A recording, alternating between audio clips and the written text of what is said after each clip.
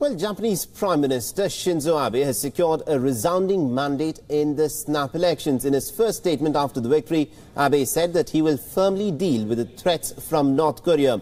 Local media said that Abe's Liberal Democratic Party-led coalition won 312 seats, thus allowing it to retain two-thirds super majority in the 465-member parliament. Now, the win will bolster Abe's ambitions to revise Japan's post-war pacifist constitution. Now, this also means that Abenomics' growth strategy centered on hyper-easy monetary policy will continue in the nation.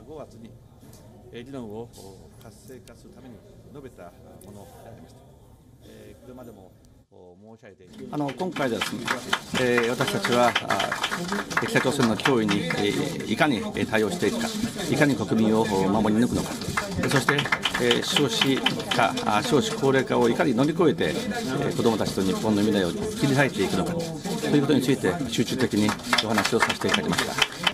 つまり私は我々に対してまだ厳しい視線が注がれているということをですね、改めて認識をしたところでございますが。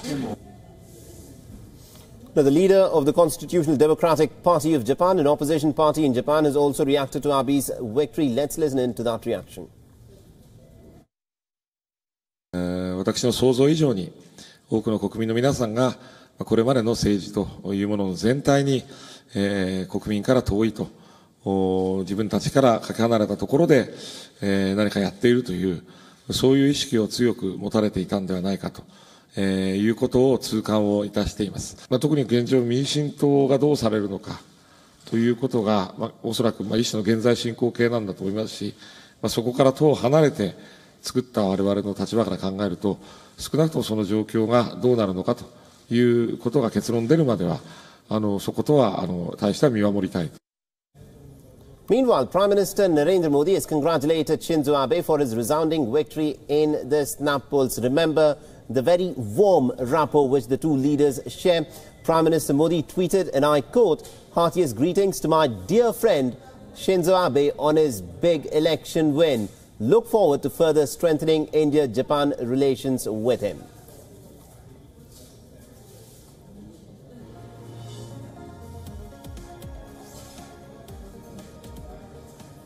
Now, Shinzo Abe's victory is expected to see him turn his attention to two key issues. One, of course, is North Korea, the very reason as to why he called this snap poll. And the other is the slow-growing economy, which has had a flat rate of growth for the last 2 decades, a product of a steadily aging society. And this, of course, is one of the biggest concerns of the Japanese economy.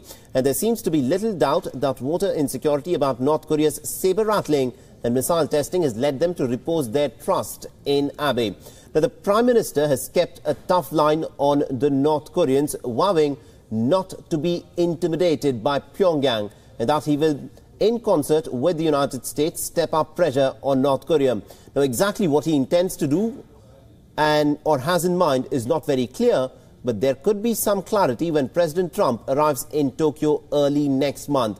For now, though, the focus will turn to Abe's plans to amend the constitution, which, after its defeat in the Second World War, had required it to renounce its army and have what was termed at that time as a pacifist constitution. Now, Japan's defensive military since then has been built up into an impressive armed force. Now, for constitutional reasons, it's called a self-defense force. Last year's defense budget was $46 billion, and that figure is expected to rise further given the North Korean threat. Also, China's rising military profile around Japan's periphery is another big cause of concern for the Japanese. Now, the constitutional amendment will allow the military to be sent overseas to work very closely with its US and other allies in defense of national and regional interests. But this will take time and will also involve a referendum. Now, there's speculation that Abe's victory could see Japan embrace the nuclear option as well, meaning that it could develop or acquire nuclear weapons to counter North Korea and China. And important to note here is that Abe is a nationalist who sees China as a threat. Now, countering China, he will have to offset China's growing strength in Asia, Africa and elsewhere. And he'll also have to work with the United States to counter China in the East and South China Seas. He may also offer alternatives to China's Belt and Road Initiative, and he will not compromise on Japan's hold over the Senkaku Islands, which China claims as its own. But he's also expected to cooperate with China. Now, both countries currently do around $400 billion in terms of bilateral trade, and a growing China essentially means opportunities for Japan. A US trade policy becomes more protectionist as this happens. As the US trade policy becomes more protectionist, they're expected to push for greater integration in Asia, perhaps a mega Asian free trade area. So it will be reasonable to expect an Abe-Xi Jinping summit before long is what is expected in the next few months.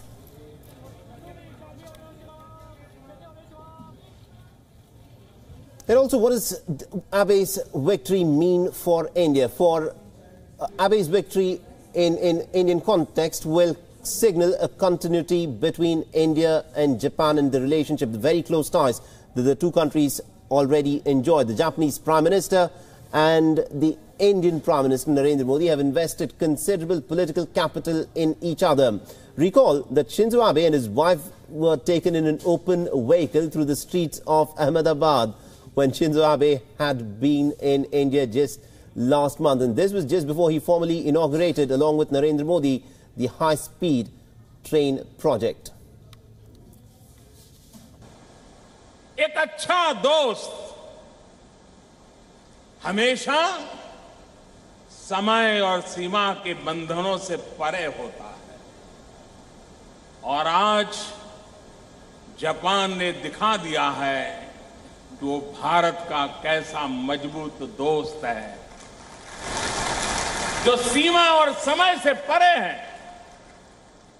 Mumbai Ahmedabad के बीच भारत का पहला high speed rail project दोनों देशों के बीच मजबूत होते संबंधों का भी एक उम्दा उदाहरण है, एक प्रतीक है।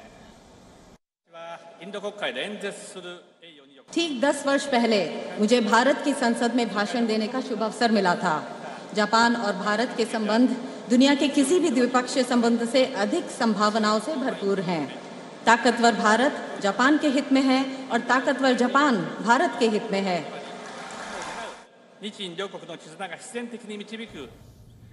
So that was the warm rapport which the two leaders, of course, enjoyed when Shinzo Abe was in India, the inauguration of the bullet train project. Now, recall also the ambitious plan to train over 1 lakh Indians in a range of specializations ahead of Japan hosting the 2020 Olympics.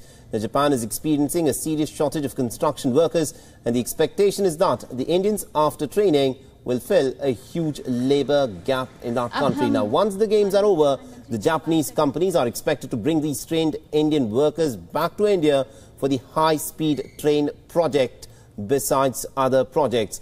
Now, India-Japan trade and investment, the current trade figures are unimpressive. No more than $15 billion is the amount of trade which these two very large economies actually do. And India's exports to Japan are less than $4 billion, while imports are nearly $10 billion. Now, Prime Minister Abe has splashed $35 billion in terms of direct investment in India, and this year's figures are a little over $4 billion. And also in terms of political strategy, India sees Japan in the ranks of middle powers with a sound economy, high levels of technology and expertise, and also a growing military profile. Now, Japan has not only stood up to China's claims on its territory, under Abe it is also expected to challenge China's spurious claims to the South China Sea as well. Recall as well that Japan was the only country to publicly back India during the Doklam standoff not long ago. And although the two countries are yet to firm up any agreements involving military hardware, Japan is very keen to supply India the US-2 amphibious aircraft as well. Now, Japan is also very keen on selling the Soryu-class submarines, but in the absence of any Make in India component, that has not moved forward so far. Nevertheless, as political confidence in each other grows, Japan may find it easier to open the doors to military cooperation between the two nations. Now, Japan had recently joined the Malabar series of naval exercises, which also involved the United States. The likely entry of Australia in the near future could see the emergence of a quadrilateral defense arrangement, essentially as a bulwark against Chinese aggression. Japan's nuclear expertise, the two countries operationalized their civil nuclear cooperation agreement in July, and this is Japan's first deal with a country which is not a part of the Nuclear Non-Proliferation Treaty. Japan is a key player in the nuclear energy market worldwide, and it possesses critical technologies including steel shields for the nuclear reactor's core. And also, this is an extremely crucial election for Japan, but also as to what it signals for India in terms of continuity in the good relations which the two countries already enjoy. The WION's correspondent Nand Kumar has sent us this report from Tokyo. Let's listen in. Japanese Prime Minister Shinzo Abe's ruling party, LDP, and the coalition partner, Kominito, has been able to score a big win here in Japanese election. We are talking about 465 seats in the lower house, and more than 312 seats are for the ruling party, and opposition has been able to score around 126 seats. In total, this means that there is going to be a continuation of the policies which Abe-led LDP has started from the time when Mr. Abe took office in 2012 December. So this policies means close tie with Washington, push on the Article 9, and there is going to be a good monetary policy, loose monetary policy that we talk about, are going to be going ahead in the same stream. There are loads and loads of things that went in favor of Mr. Abe. These elections were a little preponed before time, and that has paid off very well for the LDP. The biggest thing that went in favor is that there was no opposition as such against the LDP. For example, in the 265 single district seat, for each and every LDP candidate, there were more than 2-3 candidates placed by oppositions. That helped the Abe-led LDP. So as the economic, robust economy, so to say, the job loss figure, if we go by them, is just 2.3, which is very good. So these economic reforms and the hardline stand against North Korea, these are the things, that went in favor of the ruling party. So that was our correspondent Nand Kumar reporting from Tokyo then.